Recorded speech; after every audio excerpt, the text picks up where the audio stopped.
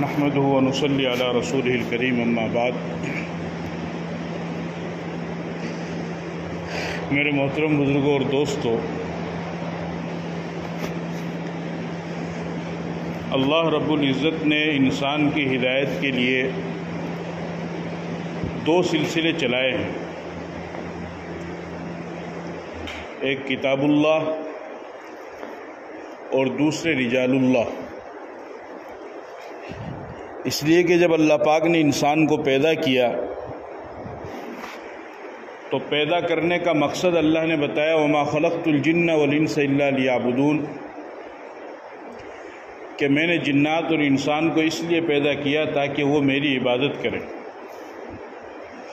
اس آیت سے معلوم ہوا کہ انسان اور جنات وہ مکلف ہیں، یعنی اللہ تعالیٰ نے ان کو مکلف بنایا ہے، ان کو اپنی عبادت کے لیے پیدا کیا ہے۔ ان کو جو زندگی دی ہے اللہ تعالیٰ قیامت کے دن انسان اور جنات سے اس کی زندگی کے بارے میں سوال کریں گے، پوچھیں گے۔ اب جب اللہ نے انسان کو پیدا کیا اپنی عبادت کے لیے، تو اللہ کی عبادت کرنی کس طریقے سے اس کا جاننا اور اس کا پہچاننا بھی ضروری ہے، اس کا علم ہونا بھی ضروری ہے۔ اور ظاہر سی بات ہے کہ اللہ پاک ہر انسان کے پاس آ کر کے اپنے طور پر تو بتائیں گے نہیں کہ تمہیں کیا عمل کرنا ہے، کیسے عمل کرنا ہے، اور نہ ہر انسان کے پاس فرشتہ آئے گا کہ ایک ایک انسان کے پاس الگ الگ فرشتہ آئے اور وہ آ کر کے ایک ایک انسان کو بتائے کہ تمہیں کس طریقے سے عمل کرنا ہے، کس طریقے سے تمہیں عبادت کرنی ہے۔ اور اسی طریقے سے ایسا بھی نہیں ہے کہ کہیں پر فرشتوں کو اللہ تعالیٰ نے متعین کر دیا ہو کہ انسان اس مقام پر، اس جگہ پر فرشتے کے پاس جائے اور اس سے جا کر کے پوچھے، ایسا بھی نہیں ہے۔ تو جب اللہ نے انسان کو اپنی عبادت کے لیے پیدا کیا ہے تو وہ عبادت کس طریقے سے ہوگی، اس کی ترتیب کیا ہوگی، اس عمل کی نیت کیا ہوگی، اس عمل کی ترتیب کیا ہوگی، اس عمل کا طریقہ کیا ہوگا، وہ عبادت کیسے کی جائے گی، تو اس کو بتانا بھی ضروری تھا۔ تو اس کو بتانے کے لیے اللہ تعالیٰ نے پھر دو سلسلے چلائے ہیں، جن میں سے ایک کو کتاب اللہ کہا جاتا ہے، دوسرے کو رجال اللہ کہا جاتا ہے۔ کتاب اللہ سے مراد اللہ کی کتاب یعنی قرآن کریم، اور رجال اللہ سے مراد یعنی پیغمبر انبیاء کرام علیہم الصلاۃ والسلام، کہ اللہ تعالیٰ نے اپنے برگزیدہ پیغمبروں کے اوپر، نبیوں کے اوپر کتابوں کو نازل فرمایا، اور پھر ان کتابوں میں اللہ تعالیٰ نے احکامات بیان فرمائے کہ تمہیں عبادت کس طریقے سے کرنی ہے، اور کون سے وہ اعمال ہے کہ جن کے کرنے سے اللہ راضی ہوگا، اور کون سے وہ اعمال ہے کہ جن کے کرنے سے اللہ ناراض ہوگا۔ جو اعمال اللہ کو راضی کرنے والے ہیں ان کو حلال کہا جاتا ہے، جائز کہا جاتا ہے، اور وہ عمل جو اللہ کو ناراض کرنے والے ہیں ان کو حرام کہا جاتا ہے، ان کو ناجائز کہا جاتا ہے۔ تو اللہ تعالیٰ نے پیغمبروں کے اوپر کتابیں نازل فرمائی۔ حضرت موسیٰ علیہ السلام کو اللہ تعالیٰ نے توریت عطا فرمائی، حضرت داؤد علیہ السلام پر اللہ نے زبور کو نازل فرمایا، حضرت عیسیٰ علیہ السلام پر اللہ تعالیٰ نے انجیل کو نازل فرمایا، اور آخر میں تاجدار مدینہ آقائے نامدار سرکار دو عالم، رحمت دو عالم، ہم سب کے پیارے نبی جناب محمد رسول اللہ صلی اللہ علیہ وسلم پر اللہ تعالیٰ نے قرآن کریم کو نازل فرمایا۔ اور قرآن کریم میں اللہ تعالیٰ نے تمام احکامات کو بیان فرمایا، ان کو بتایا کہ تمہیں نماز اس طریقے تمہیں نماز پڑھنی ہے، نماز تمہارے اوپر فرض ہے۔ فرمایا اقیم الصلاۃ، نماز قائم کرو۔ اسی طریقے سے فرمایا فمن شہید منکم الشہر فلیصم، کہ رمضان کا مہینہ اگر تمہیں ملے اور تم رمضان کے مہینے کے پاؤ تو تم اس میں روزہ رکھو۔ اس سے معلوم ہوا کہ روزہ فرض ہے۔ اسی طریقے سے بے شمار مقامات پر فرمایا وآتوا الزکاۃ، کہ اللہ تعالیٰ نے آپ کو جو مال عطا فرمایا ہے اس مال سے زکوٰۃ ادا کرو۔ اس سے معلوم ہوا کہ زکوٰۃ فرض ہے۔ اسی طریقے سے فرمایا وَلِلَّهِ عَلَى النَّاسِ حِجُّ الْبَيْتِ مَنِ اسْتَطَاعَ إِلَيْهِ سَبِيلًا، جس کو اللہ تعالیٰ نے اتنا پیسہ دیا ہو کہ وہ اپنی گھر کی ضروریات پوری کر کے اور اپنے بچوں کی ضروریات پوری کر کے وہ حج کرنے کے لیے مکہ مدینہ تک جا سکتا ہو، اس کے لیے اس کے پاس میں سفر کا پیسہ ہو، خرچہ ہو، اسی طریقے سے وہاں پر جتنے دن رہے گا اتنے دن وہاں پر خرچہ اس کے پاس میں موجود ہو اور وہ واپس آ سکتا ہو، تو پھر ایسے انسان کے اوپر حج کرنا کیا ہے؟ فرض ہے۔ تو اس طریقے سے بے شمار احکامات اللہ تعالیٰ نے قرآن کریم میں بتائے، لیکن اللہ نے صرف یہ بتایا کہ یہ تمہارے اوپر فرض ہے۔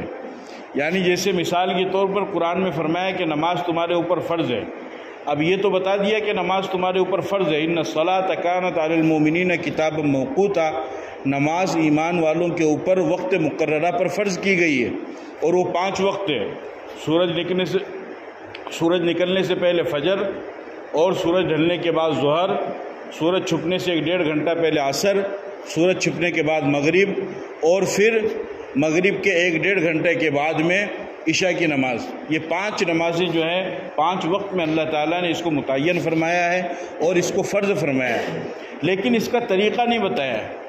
اب ظاہر سی بات ہے جب طریقہ نہیں بتایا جائے گا تو پھر انسان عمل کیسے کرے گا؟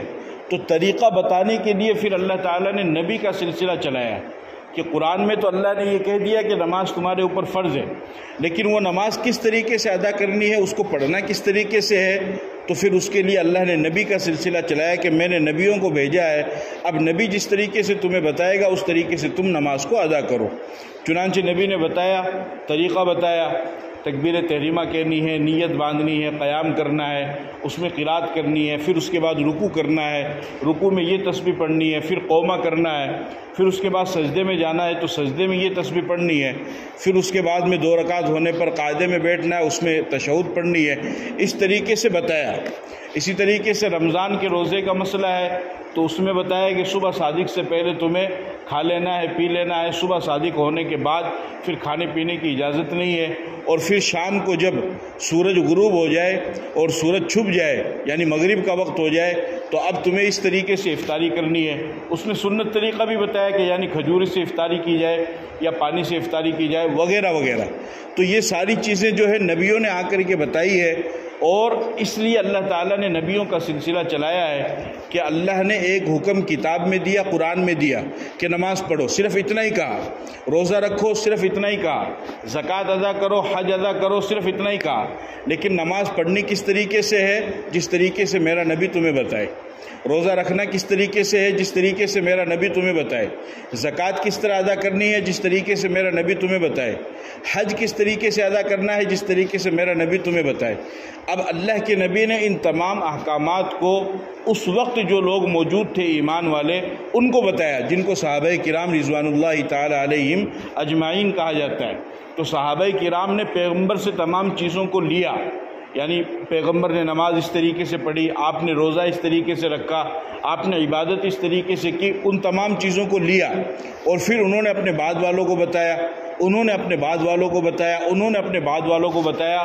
اس طریقے سے شریعت کے اور اسلام کے جتنے بھی احکامات تھے، جتنے فرائض تھے، جتنی حلال چیزیں تھیں اور جتنی حرام چیزیں تھیں، یا اس کے علاوہ جتنی بھی چیزیں، بلکہ اس سے بھی آگے بڑھ کر کے آپ کو بتاؤں کہ اگر کوئی مستحب طریقہ بھی اگر تھا، یعنی مستحب طریقہ، مستحب کا مطلب ہوتا ہے کہ اگر آپ عمل کریں گے تو ثواب ہے، نہیں عمل کریں گے تو کوئی گناہ نہیں ہے، اگر وہ مستحب طریقہ بھی اگر تھا تو علماء کرام نے اس مستحب طریقے کو بھی لیا اور اس کو بھی آگے بیان فرمایا۔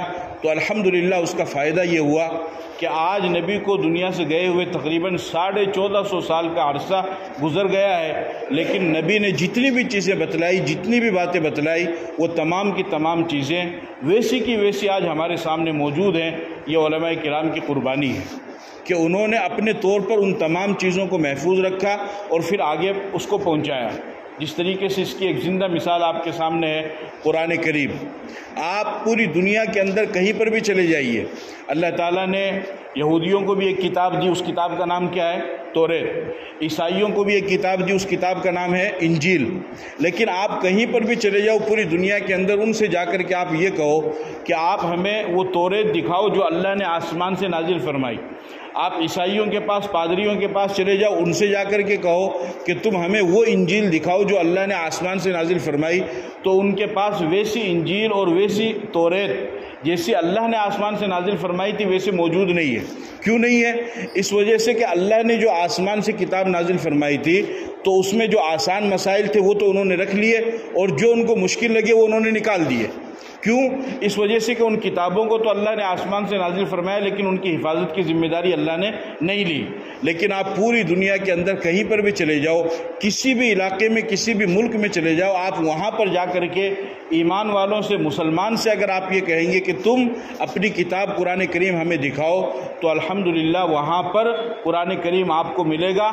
اور کسی بھی علاقے میں، ہندوستان کا قرآن دیکھو، امریکہ کا قرآن دیکھو، عرب کا قرآن دیکھو، افریقہ کے جنگلات کا قرآن دیکھو، پیرس میں جا کر کے دیکھو، دبئی میں جا کر کے دیکھو، ترقی یافتہ ممالک میں جا کر دیکھو، غریب ملکوں میں جا کر کے دیکھو، اسلامی ملکوں میں جا کر کے دیکھو، مغربی ملکوں میں جا کر کے دیکھو، یورپین کنٹری کے اندر جا کر کے دیکھو، پوری دنیا کے اندر کہیں بھی چلے جاؤ، آپ کے یہاں پر نیاسر کے اندر جیسا قرآن موجود ہے الحمد سے لے کر والناس تک، بالکل سیم ویسا کا ویسا ہی قرآن آپ کو پوری دنیا میں نہیں، پوری دنیا میں آپ کو ملے گا۔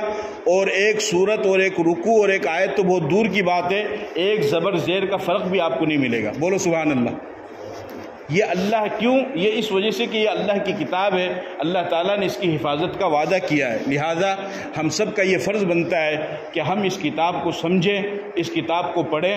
مسلمان جب قرآن کو اپنے سینے سے لگائے گا، اللہ تعالیٰ اس کو دنیا میں بھی کامیاب کرے گا، اس کو آخرت میں بھی کامیاب کرے گا۔ اپنے بچوں کو اور اپنی بچیوں کو بھی قرآن کریم کی تعلیم دی فرمائے۔ وآخر دعوانا الحمدللہ رب العالمین۔